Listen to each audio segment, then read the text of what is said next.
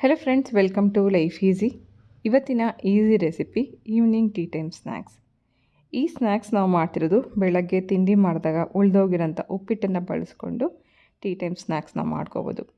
So ಈ ಎರಡೂ ರೀತಿಯ ತಿಂಡಿಗಳನ್ನು ನಾನು ಮಾಡಿರೋದು, ಒಂದು ಎಣ್ಣೆಯಲ್ಲಿ ಡೀಪ್ ಫ್ರೈ ಮಾಡಿ, ಮತ್ತೊಂದನ್ನು ತುಂಬ ಎಣ್ಣೆ ಕಡಿಮೆ ಬಳಸಿ ಮಾಡಿದ್ದೀನಿ.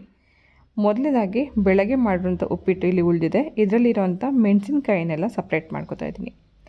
ಸಣ್ಣ ಮಕ್ಕಳು ಯಾರಾದರೂ ಇದ್ದು ಅವ್ರಿಗೆ ಈ ಸ್ನ್ಯಾಕ್ಸ್ ನೀವೇನಾದ್ರು ಕೊಡ್ತಾಯಿದ್ರೆ, ಮಕ್ಳಿಗೇನಾದ್ರು ಮೆಣಸಿನ್ಕಾಯಿ ಸಿಕ್ಕಿದ್ರೆ ಅವ್ರಿಗೆ ಇಷ್ಟ ಆಗೋಲ್ಲ. ಹಾಗಾಗಿ ಇದರಲ್ಲಿರುವಂಥ ಮೆಣಸಿನ್ಕಾಯಿನ ತೆಗೆದುಬಿಟ್ಟು ನಂತರ ಒಂದು ಸತಿ ಸ್ಪೂನಲ್ಲಿ ಇದನ್ನೆಲ್ಲ ಮ್ಯಾಶ್ ಮಾಡ್ಕೊಳ್ಳೋಣ.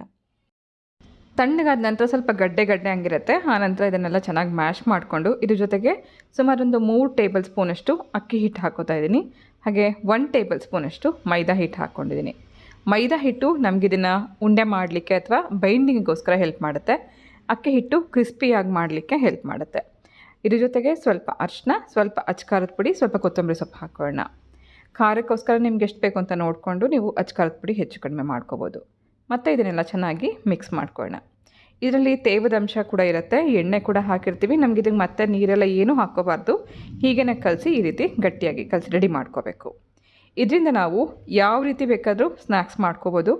ಸೊ ಇವತ್ತು ಒಂದು ವಡೆ ಮತ್ತು ಪಡ್ಡು ಎರಡು ಕೂಡ ಮಾಡ್ತಾಯಿದ್ದೀನಿ. ಮೊದಲನೇದಾಗಿ ಇದನ್ನು ಈಕ್ವಲ್ ಸೈಜಲ್ಲಿ ಉಂಡೆಗಳನ್ನು ಮಾಡಿ ರೆಡಿ ಮಾಡ್ಕೊಂಬೇಡ. ಕೈಗೆ ಸ್ವಲ್ಪ ಎಣ್ಣೆ ಅಥವಾ ನೀರು ಹಚ್ಕೊಂಡು ಈಕ್ವಲ್ ಸೈಜಲ್ಲಿ ಎಲ್ಲ ಉಂಡೆಗಳನ್ನು ರೆಡಿ ಮಾಡ್ಕೊಳ್ಳೋಣ. ನೋಡ್ಲಿಕ್ಕೆ ನಮಗಿದು ರವೆ ಉಂಡೆ ಥರ ಕಾಣಿಸುತ್ತೆ. ಈ ಥರ ಉಪ್ಪಿಟ್ಟು ಉಳಿದಾಗ ಖಂಡಿತ ಮಾಡಿಕೊಟ್ರೆ ಯಾರಿಗೂ ಕೂಡ ಉಪ್ಪಿಟ್ಟು ಅಂತ ಯಾರಿಗೂ ಗೊತ್ತಾಗಲ್ಲ. ತುಂಬ ಚೆನ್ನಾಗಿ ಆಗಿರುತ್ತೆ. ಮೇಲ್ಗಡೆಯಿಂದ ಕ್ರಿಸ್ಪಿಯಾಗಿರುತ್ತೆ, ಒಳಗಡೆ ಸಾಫ್ಟಾಗಿರುತ್ತೆ. ಹಾಗೆ ಈ ರೀತಿ ಉಂಡೆಗಳನ್ನು ಮಾಡಿ ಒಂದು 8 ಬಾಕ್ಸಲ್ಲಿ ನೀವು ಫ್ರೀಝರಲ್ಲಿ ಇಟ್ಕೊಂಡು ಬೇಕಂದಾಗ ನೀವು ಇದನ್ನು ಡೀಪ್ ಫ್ರೈ ಮಾಡ್ಕೊಂಡು ತಿನ್ಬೋದು. ನೋಡಿ, ಎಲ್ಲ ಮಾಡಿ ರೆಡಿ ಮಾಡಿ ಇಟ್ಕೊಂಡಿದ್ದಾಗಿದೆ. ಇದನ್ನು ಎಣ್ಣೆಯಲ್ಲಿ ಕರಿಯೋದಕ್ಕೆ ರೆಡಿ ಮಾಡ್ಕೊಳ್ಳೋಣ. ಮೀಡಿಯಮ್ ಹೀಟಲ್ಲಿ ಎಣ್ಣೆ ಕಾಯಿಸ್ಕೊಂಡು ಇದರಲ್ಲಿ ನಾವು ಮೊದಲು ವಡೆಗಳನ್ನು ಕರಿಬೋದು. ಹಾಗೆ ಇದೇ ರೀತಿ ಪಡ್ಡು ತವ ಬಿಸಿ ಮಾಡಿಕೊಂಡು ಸ್ವಲ್ಪ ಅದರಲ್ಲಿ ಎಣ್ಣೆ ಹಚ್ಕೊಂಡು ಈ ಪಡ್ಡುಗಳನ್ನು ಅಂದರೆ ಒಂದು ಉಂಡೆಗಳನ್ನು ಪಡ್ಡು ತವದಲ್ಲಿ ಹಾಕಿದ್ದೀನಿ. ಹೊಂಬಣ್ಣ ಬರೋವರೆಗೂ ಎರಡರಲ್ಲೂ ಕರೆದು ತೆಕ್ಕೊಂಡ್ರೆ ಆಯಿತು. ಪಡ್ಡು ಕೂಡ ತುಂಬ ಚೆನ್ನಾಗಿ ಮೇಲಿಂದ ಕ್ರಿಸ್ಪಿಯಾಗಿರುತ್ತೆ, ಒಳಗಡೆ ಸಾಫ್ಟಾಗಿರುತ್ತೆ, ಒಂದು ಗೋಲ್ಡನ್ ಬ್ರೌನ್ ಬಣ್ಣ ಕೂಡ ಬರುತ್ತೆ. ಎಲ್ಲ ಉಂಡೆ ಮೇಲೂ ಸ್ವಲ್ಪ ಎಣ್ಣೆ ಅಪ್ಲೈ ಮಾಡ್ಕೊಳ್ಳೋದ್ರಿಂದ ನಮಗೆ ಈವನ್ನಾಗಿ ಎಲ್ಲ ಕಡೆಗೂ ತಿರುಗಿಸ್ಕೊಂಡು ಬೇಯಿಸ್ಕೊಳ್ಳೋದಕ್ಕೆ ಈಸಿ ಆಗುತ್ತೆ. ಯಾವುದೇ ಕಾರಣಕ್ಕೂ ಪಡ್ಡು ತವಾಗೆ ಈ ಉಂಡೆಗಳು ಅಂಟ್ಕೊಳ್ಳಲ್ಲ.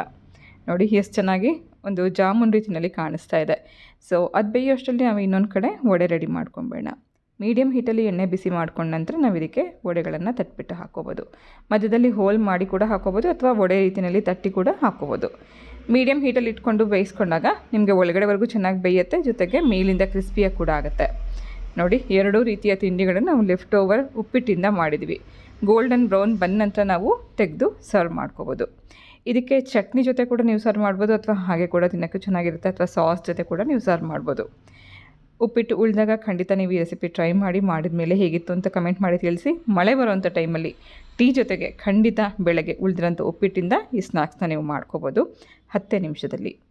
ರೆಸಿಪಿ ಟ್ರೈ ಮಾಡಿ, ಮಾಡಿದ ಮೇಲೆ ಹೇಗಿತ್ತು ಅಂತ ಕಮೆಂಟ್ ಮಾಡಿ ತಿಳಿಸಿ. ವಿಡಿಯೋ ಇಷ್ಟ ಆಗಿದರೆ ಪ್ಲೀಸ್ ಒಂದು ಲೈಕ್ ಮಾಡಿ, ನಿಮ್ಮ ಫ್ರೆಂಡ್ಸ್ ಆ್ಯಂಡ್ ಫ್ಯಾಮಿಲಿಗೆ ನನ್ನ ರೆಸಿಪಿಯನ್ನು ಶೇರ್ ಮಾಡಿ.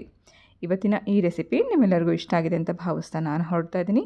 ಮತ್ತೆ ಸಿಗ್ತೀನಿ ನಾಳೆ ಇನ್ನೊಂದು ಹೊಸ ರೆಸಿಪಿ ಜೊತೆಗೆ. Thank you for watching.